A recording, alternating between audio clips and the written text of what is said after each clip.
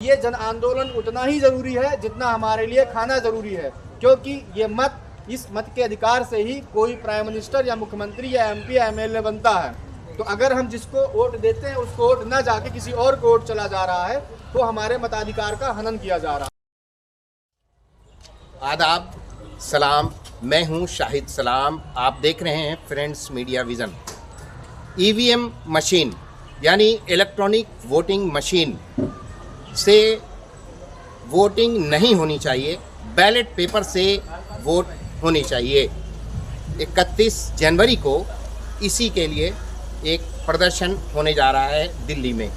आइए इनसे ही जानते हैं कि ईवीएम में क्या खराबी है और बैलेट पेपर में क्या अच्छाई है, इसलिए कि इन्होंने प्रधानी का भी वोट इलेक्शन लड़ा है और कितने वोट आए हैं इन्हें ये खुद बताएंगे।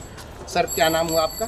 मेरा नाम मुकेश कुमार शासक है और मैं शिवपुरी ज़िले से हूँ, एमपी से हूँ। और मैंने विधानसभा के 3 इलेक्शन लड़ लिए हैं और इसके बाद में मैंने सोचा कि हो सकता है सब कुछ ठीक चल रहा होगा, लेकिन जब मैंने कौन से इलेक्शन आप लड़े? मैं किशोर विधानसभा से चुनाव लड़ा और करहरा विधानसभा से चुनाव लड़ा और इससे पहले मैंने प्रधानी का चुनाव लड़ा। तो मेरे खुद के गाँव में मुझे 1010 वोट मिले थे। अपने गांव में प्रधानी के इलेक्शन में 1010 वोट मिले। फिर इसके बाद में मैंने एमएलए का चुनाव लड़ा तो मेरे ही गांव से मुझे केवल 12 वोट मिले हैं, जबकि मेरे घर के 22 वोट हैं। ये 12 वोट किस में मिले? एमपी के इलेक्शन में? एमएलए के इलेक्शन। एमएलए के इलेक्शन में। तो उस दिन से मेरा दिमाग बिल्कुल ईवीएम। एमपी का भी इलेक्शन लड़ा आपने? एमएलए का। अच्छा, एमएलए का इलेक्शन लड़ा था। एमएलए के इलेक्शन में आपको सिर्फ 12 वोट मिले, यानी घर वालों ने भी साथ छोड़ दिया? किसी ने नहीं दिया। ऐसा मतलब ईवीएम मशीन के माध्यम से मुझे समझाया। उस दिन से मैंने कलेक्टर को भी पूछा, कलेक्टर ने बताया कि मैं भी उसमें कुछ नहीं जानता। मैंने रिटर्निंग अधिकारी से पूछा कि ऐसा कैसे होता, बोले मैं भी इसके बारे में नहीं जानता। फिर कोई नहीं जानता। जिस दिन फिर ईवीएम के बारे में मैंने भारत मुक्ति मोर्चा के माध्यम से देखा कि पूरे देश भर के लोग वहाँ पर ईवीएम के विरुद्ध आ रहे हैं, तो मैं भी उसमें शामिल हो गया हूँ।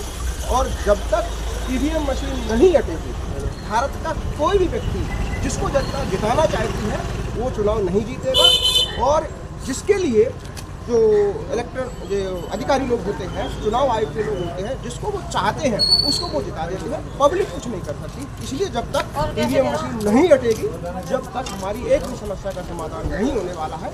और हम इसके लिए 31 तारीख को चुनाव आयोग कार्यालय पर जाकर के शांतिप्रिय रूप से उनको बताना चाहते हैं कि पूरी दुनिया में, पूरे विश्व में कहीं पर भी इलेक्ट्रॉनिक वोटिंग मशीन से चुनाव नहीं होता है।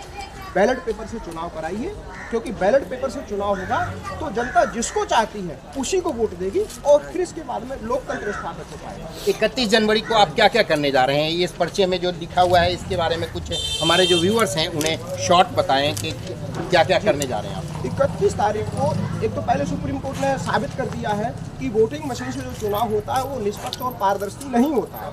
तो हमको विश्वास हो गया है कि जब सुप्रीम कोर्ट ने बता दिया है कि निष्पक्ष चुनाव नहीं होगा, और फिर सोचने की बात है कि तो इलेक्ट्रॉनिक डिवाइस है, जब चंद्रमा पर किसी चीज़ के लिए रिमोट के माध्यम से कंट्रोल किया जा सकता है, तो ईवीएम के तो बहुत सारे साक्ष्य सामने आए हैं। और फिर मैं तो चुनाव में रहा हूँ, तो मुझे मालूम है कि ईवीएम मशीन से कहाँ कैसे गड़बड़ियाँ कर लेते हैं। और मेरे सामने तो गड़बड़ियाँ हुई हैं, लेकिन अभी इसमें शॉर्ट में ही बात हो पाएगी क्योंकि बहुत सारे लोगों से मिलना है, पूरे देश भर के लोग आ रहे हैं। आपने हमारी बात पे लगा सकता, इसके लिए धन्यवाद, आभार।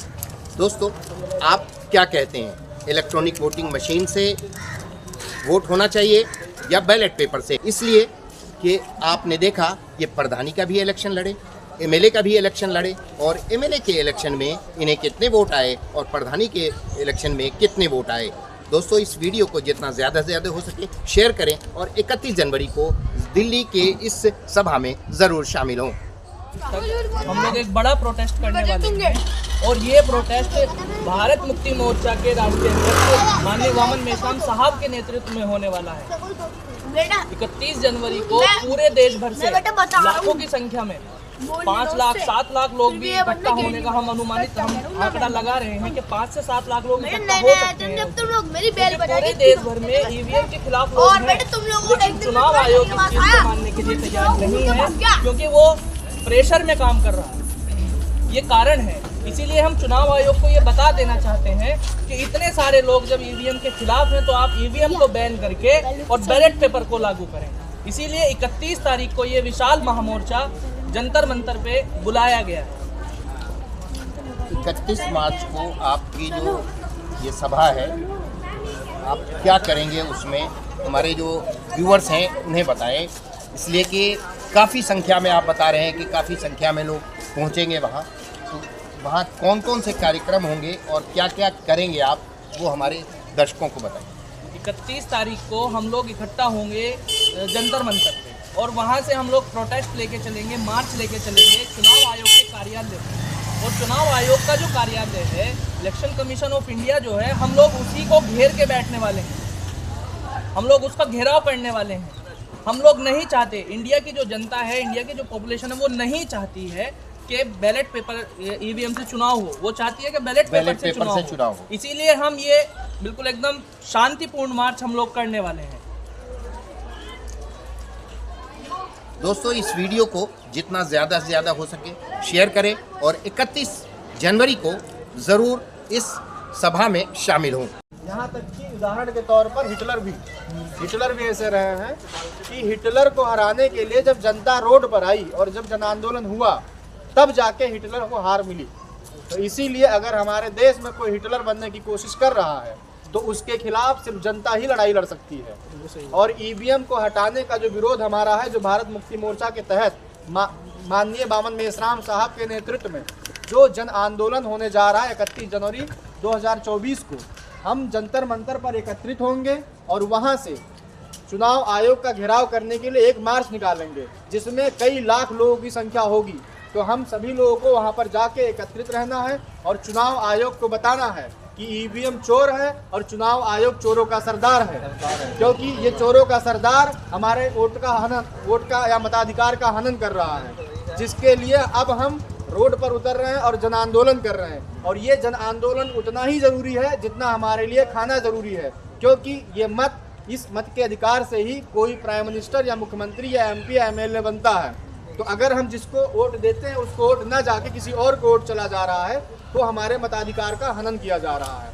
और सुप्रीम कोर्ट ने 8 अक्टूबर 2013 को एक फैसला दिया था, एक अपना डिसीजन सुनाया था कि इलेक्ट्रॉनिक वोटिंग मशीन से free, fair and transparent election नहीं कराया जा सकता है।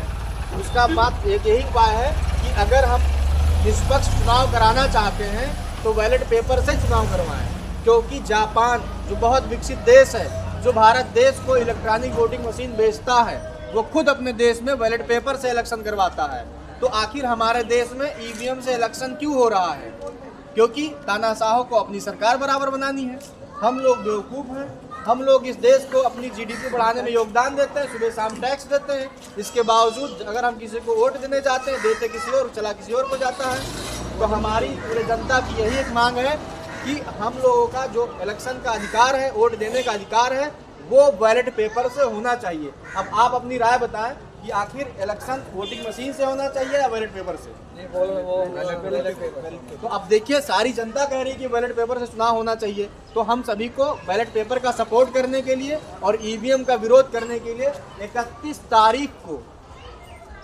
तारीख को चुनाव आयोग का घेराव करना है। उसके लिए 11 बजे जंतर मंतर पे एकत्रित होना है। और विश्वास मानिए, अगर आज आप लोग अपनी आज़ादी के लिए पसीना नहीं बहा सके तो कल खून बहाने से भी आज़ादी नहीं मिलने वाली है। इस बात को मान लीजिए और हमारे आगे आने वाले भविष्य की बात है।